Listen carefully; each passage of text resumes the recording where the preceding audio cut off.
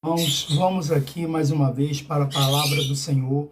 Hoje eu estarei trazendo a palavra no capítulo 1 Reis, capítulo 18, a partir do verso 30, que fala sobre a batalha de Elias contra os profetas de Baal.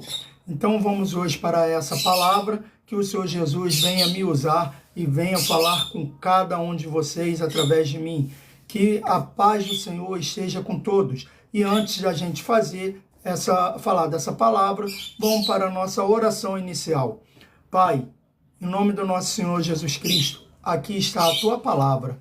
Eu não quero que saia nada do meu coração, mas sim que venha tudo diretamente de ti. Usa-me como instrumento da tua obra, que o Senhor venha fazer presente nessa lição de hoje, que a tua paz, a tua bondade vem estar sobre cada um de nós. Continua com as suas mãos fortes e poderosas e abra os nossos ouvidos para aprender a tua palavra, em nome de Jesus. Amém e graças a Deus. Amém, graças a Deus. Vamos lá em 1 Reis 18, a partir do verso 30, que diz: Então Elias disse a todo o povo: Chegai-vos a mim. E todo o povo se chegou a ele. E reparou o altar do Senhor, que estava quebrado. E Elias tomou 12 pedras, conforme o número das tribos dos filhos de Jacó, ao qual veio a palavra do Senhor, dizendo: Israel será o teu nome. E com aquelas pedras edificou o altar em nome do Senhor. Depois fez um rego em redor do altar, segundo a largura de 2 medidas de semente. Então armou lenha e dividiu o bezerro em pedaço e o pôs sobre a lenha. E disse: Enchei de água 4 cânticos e derramai-a sobre o holocausto e sobre a lenha. E disse: Fazei a segunda vez. E o fizeram a segunda vez. Disse: Ainda fazei-o a terceira vez. E o fizeram a terceira vez. De maneira que a água corria ao redor do altar, e ainda até o rego encheu de água. Sucedeu, pois, que oferecendo-se a oferta de manjares, o profeta Elias se chegou e disse: O Senhor Deus de Abraão, de Isaque e de Israel, manifeste-se hoje, que tu és Deus em Israel, e que eu sou teu servo, e que conforme a tua palavra fiz todas essas coisas. Respondei-me, Senhor, respondei-me para que este povo conheça que tu, Senhor, és Deus, e que tu fizeste tornar o seu coração para trás. Então caiu o fogo do Senhor e consumiu o holocausto e a lenha, e as pedras e o pó, e ainda lambeu a água que estava no rego. O que vendo todo o povo, caíram sobre os seus rostos e disseram: Só o Senhor é Deus, só o Senhor é Deus. Então a gente está olhando aqui, vamos ouvir um pouco sobre o profeta Elias. O que aconteceu aqui?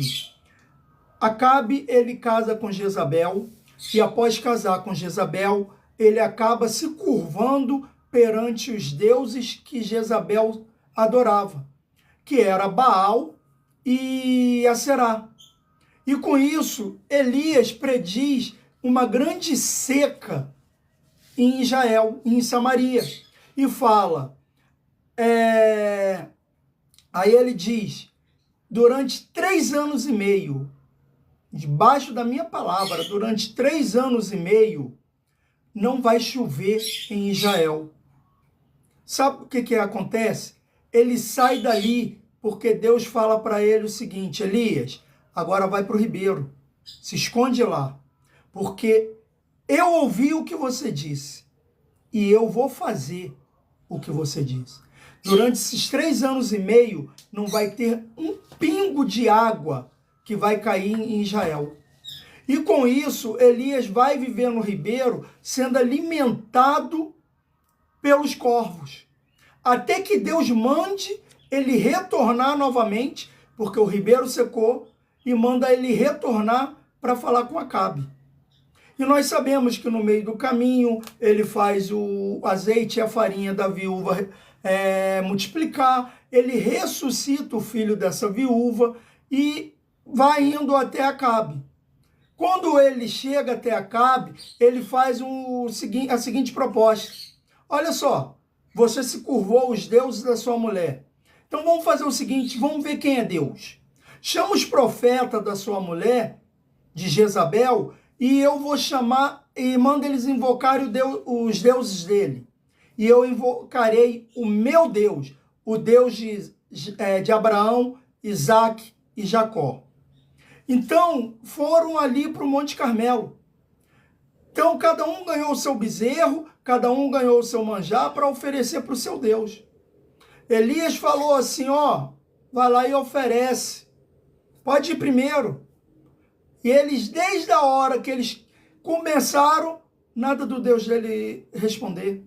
Aí Elias ainda caçoa deles. Ó, de repente ele está dormindo, fala mais alto.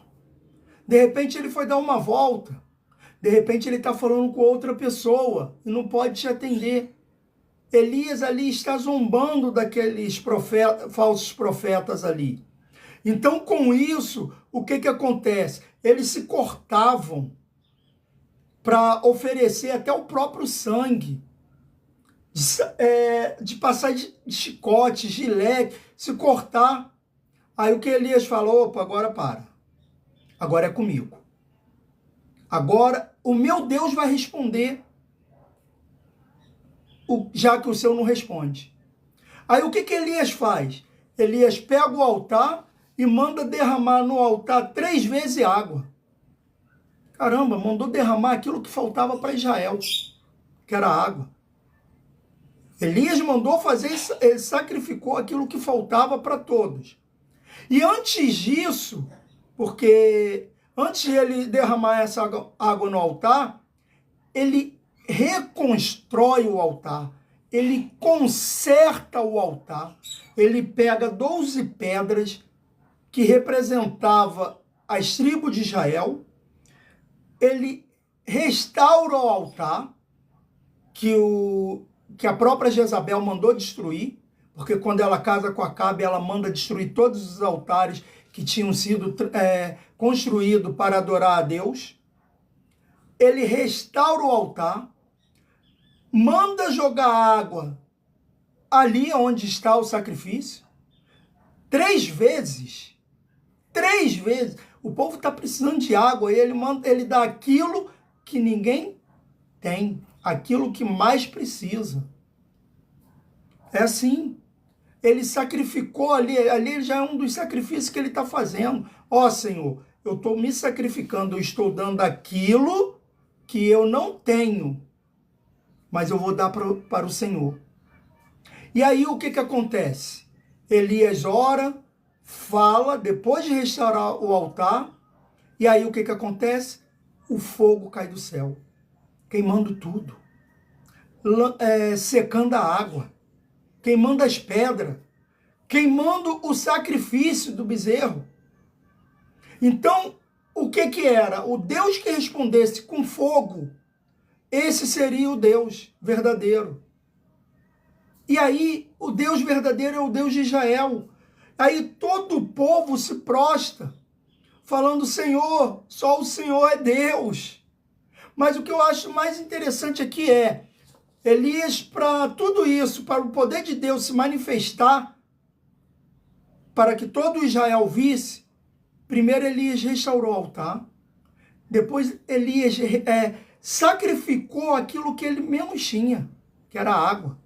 Já estava 3 anos e meio sem cair um pingo de orvalho. Os rios já estavam secos. Não sei nem de onde veio aquela água, onde eles foram buscar, qual reino eles foram. Mas Elias mandou derramar aquela água. Imagina aquele povo tudo com sede, querendo água, e aquela água sendo derramada ali no altar. Quantos não devem ter falado, esse cara é maluco, a gente aqui com sede, ele jogando água fora. Só que ele não estava jogando água fora não, meu irmão. Ele estava oferecendo aquela água para Deus. E aí é aquilo, Senhor, eu te dou aquilo que eu tenho pouco ou não tenho. E eu sei que eu estou dando isso e sei que o Senhor vai me dar muito mais. Tanto é que nós sabemos que teve a chuva depois, que a chuva foi restaurada ao reino de Israel. Mas o que eu quero dizer para vocês é o seguinte, tem muita gente querendo ver o poder de Deus, mas não quer restaurar o altar.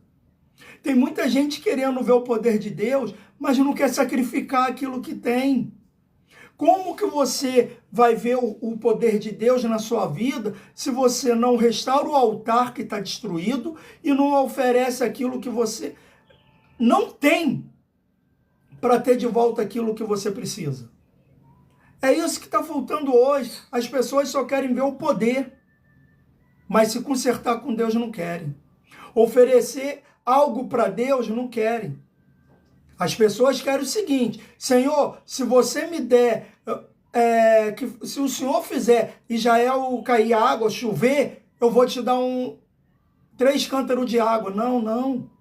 Elias não fez promessa, não falou, Senhor, se eu fizer chover, eu vou te dar água, oferecer a água em sacrifício. Não, Elias ofereceu a água em sacrifício antes da chuva cair. Se você quer ver o poder de Deus na sua vida, você quer ver o poder de Deus manifestar, sacrifica ele. Mas antes de sacrificar, restaure seu altar. Porque tem muita gente aí pensando que pode viver com o altar destruído, achando que está bem e não está, mas está com o altar destruído porque deixou o pecado entrar e está ainda vivendo com seu pecadinho de estimação. Como que você vive com pecado na sua vida e quer que Deus faça obra? Quer que Deus faça milagre e maravilha? Ei, o salário do pecado é a morte. E o pecado te mata lentamente. Ah, pastor, mas eu não quero morrer cedo mesmo. Então, brinca com essa forma, porque o pecado te mata lentamente. Mas Deus sempre vai te avisar que aquele pecado está te matando. Agora só basta você querer largar o pecado para que Deus manifeste na sua vida com fogo. Espero que até aqui vocês tenham gostado dessa palavra e que o Senhor Jesus venha abençoar a vida de cada um.